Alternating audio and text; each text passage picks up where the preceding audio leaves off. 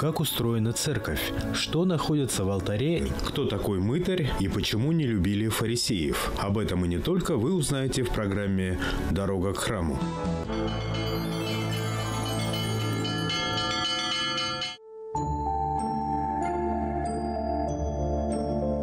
Многие православные храмы поражают своей красотой, изяществом убранства и архитектурным великолепием.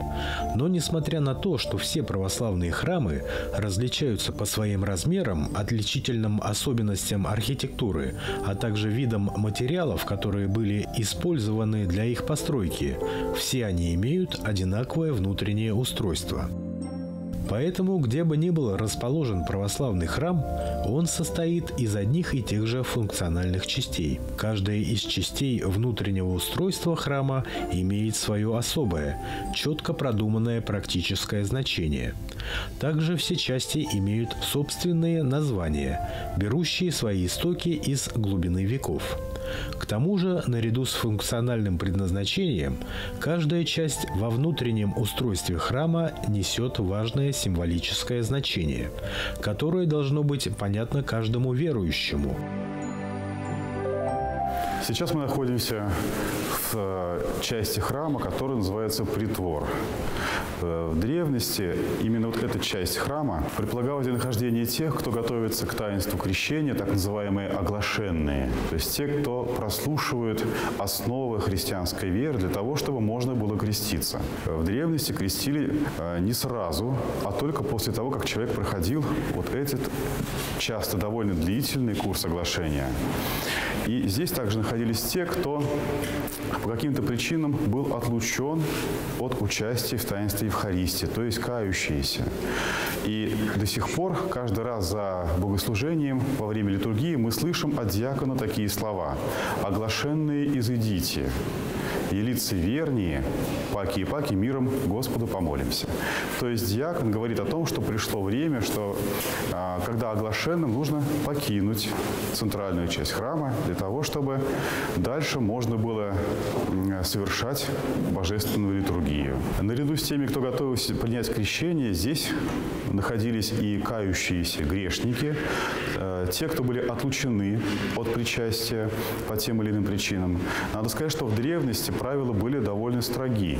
И, например, человек, который разводился и повторно вступал в брак, отлучался от причастия до 20 лет. Вот эти люди находились здесь и могли молиться только в этой части храма. Именно в притворе ранее размещалась купель – специальный сосуд, предназначенный для проведения обряда крещения. И только после совершения над ним обряда крещения новоиспеченный христианин мог войти в храм, чтобы присутствовать на богослужении в качестве полноправного прихожанина. После этого ему был открыт доступ в среднюю часть храма, где он мог подойти и поклониться иконам, а также выслушать проповедь батюшки, православного священника. Сейчас мы находимся в центральной части храма, та, которая соответствует ветхозаветной скинии, называлась святилище. То есть той части, где могли быть только священники. Сейчас, в Новом Завете, когда Спаситель мира уже пришел, в этой части храма собираются верующие православные христиане для участия в богослужении.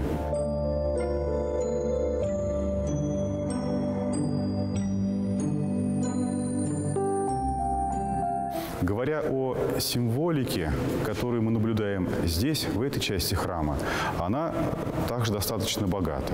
Мы видим, что храм внутри украшен множеством икон. И вообще все пространство храма интересно тем, что человек, который сюда заходит, он вроде бы попадает в обычное помещение. С виду это здание. Может быть, не совсем похожее по форме на остальные строения, но, в общем-то, это здание, это дом. И, входя в храм, он видит картины. Но это не просто картины. Входя в храм, человек слышит музыку, но это не просто музыка, это молитвенное пение. Человек встречает здесь бак с водой, но это не простая вода, это святая вода. Человек чувствует здесь определенные запахи, но это не просто запах, это курение фимиама. Фимиам с греческого воскурение ладана, которое символизирует собой присутствие божественной благодати. То есть пространство храма, оно превосходит само себя. Человек оказывается окруженным вроде бы привычными явлениями, привычными предметами, которые превосходят себя вот во всех планах. Поэтому человек оказывается в совершенно особенном мире. И он чувствует, что вроде бы он здесь, на земле, но вот, например, мы знаем, что иконография использует такой прием, как обратная перспектива. Ну, чтобы было понятнее, если мы будем смотреть на рельсы, уходящие вдаль, мы увидим, что к горизонту они сходятся в одну точку. Глядя на икону, мы видим что-то противоположное, что взгляд направлен не туда, а икона смотрит на нас. Перед иконами подвешиваются лампады, светильники небольшого размера, наполненные маслом. Когда в них горят свечи, то их пламя, колеблющееся от малейшего движения воздуха, создает в храме атмосферу нереальности и таинственности всего происходящего. В центре храма расположена икона, она называется праздничная. Сюда кладется та икона того святого, чья память совершается сегодня, или праздника, который отмечает православная церковь. Мы видим в храме расставлено множество подсвечников, на которые верующие также могут ставить свечи. Свеча – это тоже символ горения, символ пламенной молитвы, устремления наших умов в молитве к Богу. В храме особенно чувствуется благодать Божья. Помолившись в церкви, верующий человек выходит очищенным, утешенным, укрепленным духовно. Такое устроение храма призвано помочь человеку понять, что именно он оказывается в центре внимания того мира, который открывается ему с икон, которые расположены в храме, или росписи, которые здесь находятся. То есть человек оказывается как бы на грани двух миров – обычного, привычного для него мирского и мира горнего. Горнего, то есть небесного, находящегося высоко, где-то за пределами его понимания. Поэтому устроение храма, его символика внутреннего убранства как раз и призвана помочь человеку как бы отсечь все свои земные заботы, уйти, позабыть о них. И в храме действительно во время богослужения происходит вот это соединение двух категорий, двух миров – мира земного и мира небесного.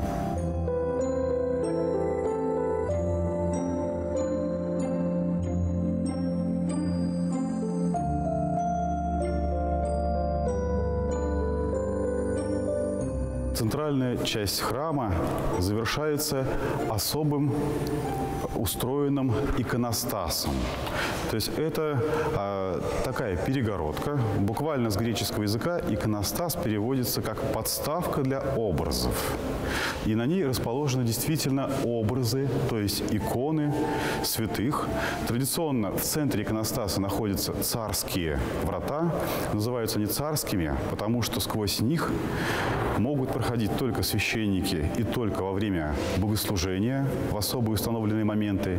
И в них проносятся святые дары. Чаша с телом и кровью Иисуса Христа. Справа и слева всегда от царских врат находятся иконы. Справа Спасителя, слева Пресвятой Богородицы. Дальше на иконостасе могут располагаться иконы и других святых. Обычно над этими главными иконами располагаются иконы главных христианских двунадесятых праздников. Слово «двунадесятый» – слово церковнославянское, и буквально можно перевести как 12. Главных 12 праздников. Выше этого праздничного ряда располагаются также иконы каких-то других святых, ветхозаветных пророков. И возникает часто вопрос, почему алтарь, алтарная часть, загорожена от молящихся вот этой перегородкой, этими иконами?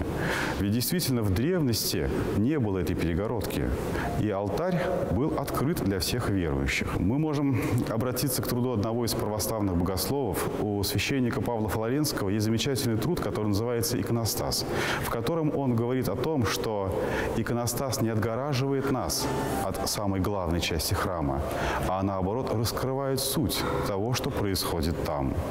Множество святых, изображенных на иконостасе, обозначают полноту церкви. Ведь церковь состоит не только из нас, людей, молящихся, ищущих Бога. Мы, составляющие эту церковь, называемся церковью воинствующей, то есть ищущей, преодолевающей свою замкнутость, свою индивидуальность, свои грехи и пристрастия. Но церковь состоит еще и из уже преодолевших, прошедших этот земной путь. Это церковь торжествующая, это ангелы Божии и все те святые угодники, кто сподобились Небесного Царства. И самое главное, главой вот этого организма является сам Господь и Иисус Христос. Именно поэтому церковь свята, потому что глава этого организма, или, как говорит апостол Павел, церковь – это тело Христово. Головой этого тела является сам Бог. Действительно, церковь – это богочеловеческий организм. Порознь мы знаем, что мы совершаем множество недостойных поступков или грехов, но вместе церковь свята, потому что глава ее освящает все члены, все органы этого тела. Поэтому иконостас раскрывает присутствие или участие нас вот в этой полноте церковной жизни, вот этого нашего общего богочеловеческого организма. Иконостас имеет и великую силу благодатного действия, очищающего души созерцающих его людей, сообщающего им благодать Духа Святого настолько, насколько точно соответствуют образы иконостаса своим первообразам и их небесному состоянию.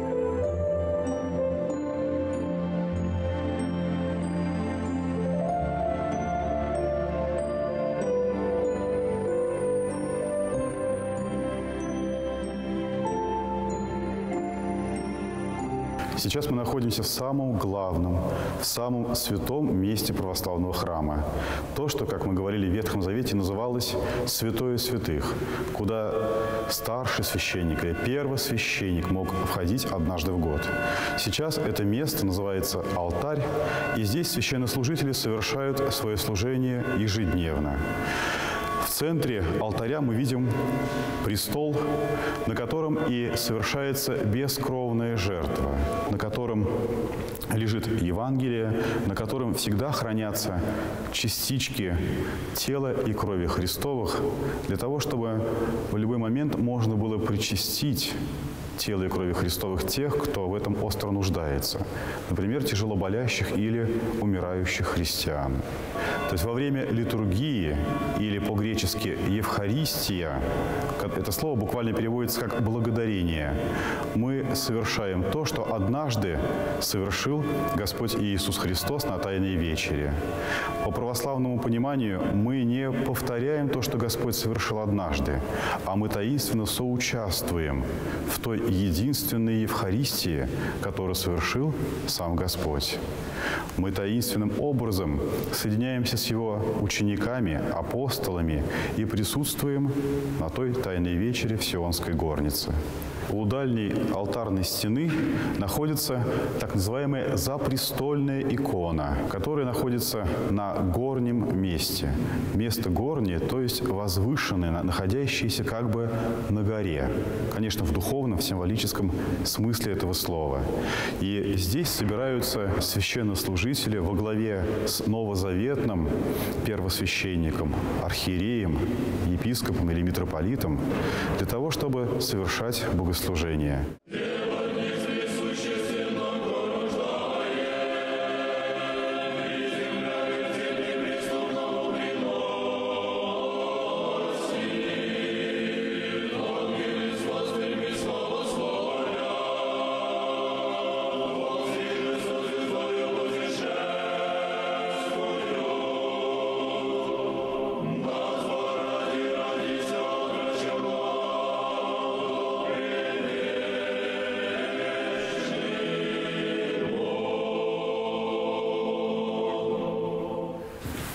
Очень часто человек, впервые зашедший в православный храм, удивляется тому благолепию, которое он здесь видит. И действительно может возникнуть вопрос, что люди сейчас живут, многие в тяжелых материальных условиях. Почему храмы так сияют золотом и благолепием? Но ответ на это тоже очень прост. Дело в том, что мы наследники именно византийской христианской культуры. А для древних греков золото считалось застывшим лучом света. И храм как место, где сияет Господь, где происходит соприкосновение земного мира с миром божественным небесным, это тоже символ.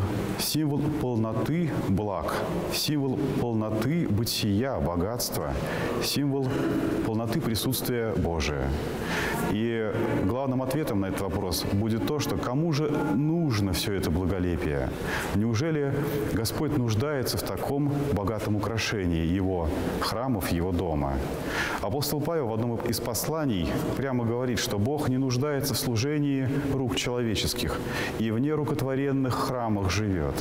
Поэтому прежде всего вот такое благолепие, внутреннее устроение, внутренняя красота храма нужно прежде всего нам, для того, чтобы мы, созерцая все это, могли расположить свое сердце к устремлению и достижению Царства Божия.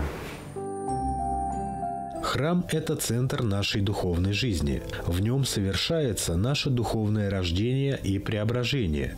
Здесь мы принимаем причастие, дающее жизнь вечную. Получаем благословение на семейную жизнь в таинстве брака. Здесь же нас провожают в путь вечной жизни.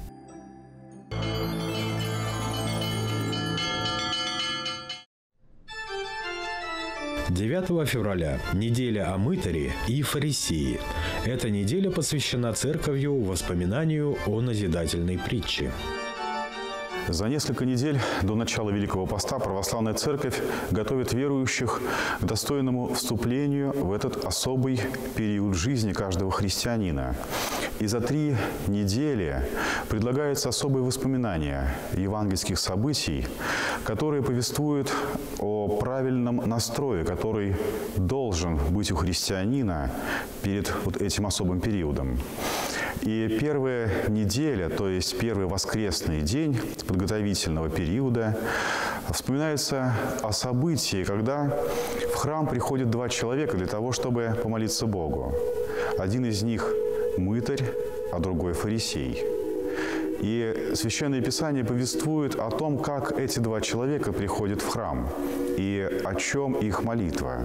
Первый из них – это мытарь, который понимает всю глубину своей греховной жизни, своего недостоинства, обращается к Богу с молитвой «Боже, буди мне грешному». При этом бьет себя в грудь. Мы помним, кто такие были мытари. Мытари – это сборщики податей. И как во все времена эти люди оказываются под большим соблазном, чтобы часть из собранного утаить, оставить себе. Что действительно и происходило и в то время, подобно тому, как это бывает и сегодня. Плюс ко всему, мытари собирали подать в пользу захватчиков. Они собирали деньги со своих единоплеменников, с каких-то близких людей, может быть, даже с родственников, в пользу тех, кто был сейчас у власти. Это Римская империя. То есть эти люди были в полном презрении. Они были и считались, и действительно были не только воришками, но еще и предателями. Поэтому все, кто видел мытаря, понимал, что этот человек большой грешник, и общаться с ним не хотелось никому. Так вот, этот человек, войдя в храм, осознает всю глубину своего недостоинства. И единственное, что вырывается из его уст, это вот эта краткая молитва. Другой же человек, фарисей, который приходит в храм, молится совершенно по-другому. Он благодарит Бога за то, что он исполняет заповеди, за то, что соблюдает посты, за то, что приносит в жертву Богу то, что положено по ветхозаветному Моисееву закону. И действительно он это исполнял. Он говорит: «Благодарю Тебя, Боже, что я не как прочие люди, и не как вот этот мытарь, который действительно грешен».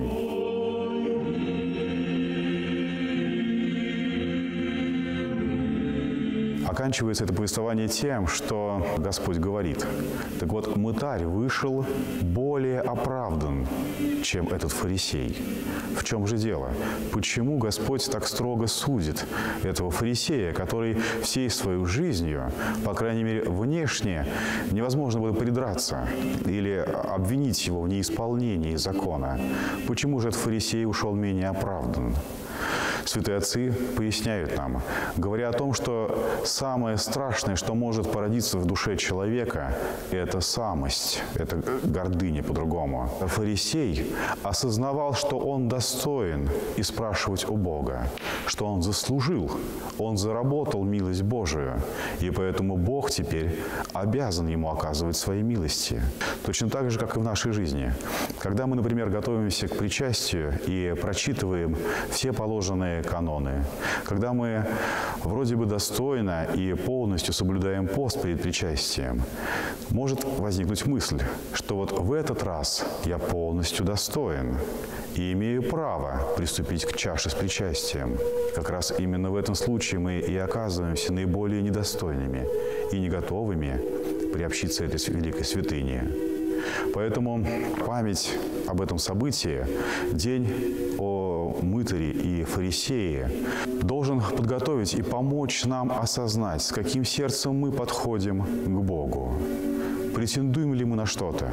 Делаем ли мы Бога должником за наши труды? Или, осознавая всю свою немощь, всю свою греховность, надеемся лишь на Его милость?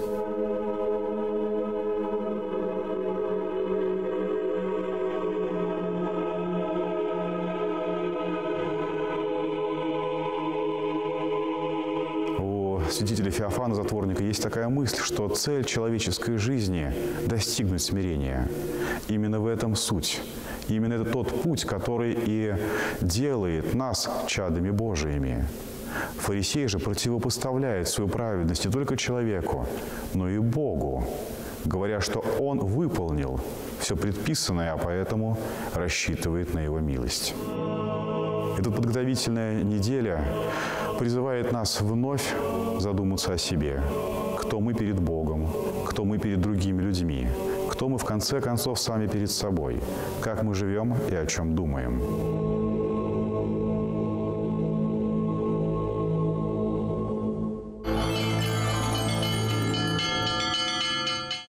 Паки, миром Господу помолимся.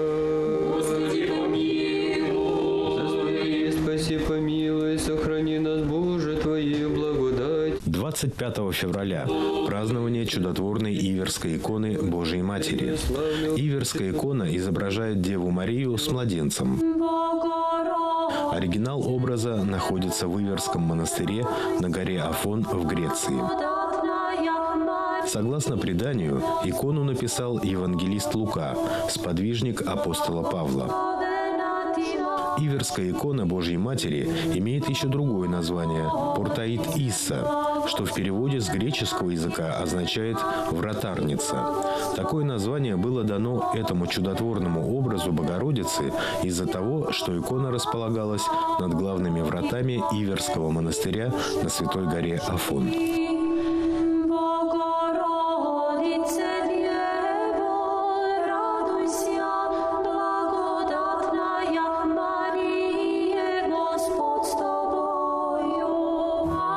Иверская икона Божьей Матери – одна из более известных и почитаемых икон в православном мире.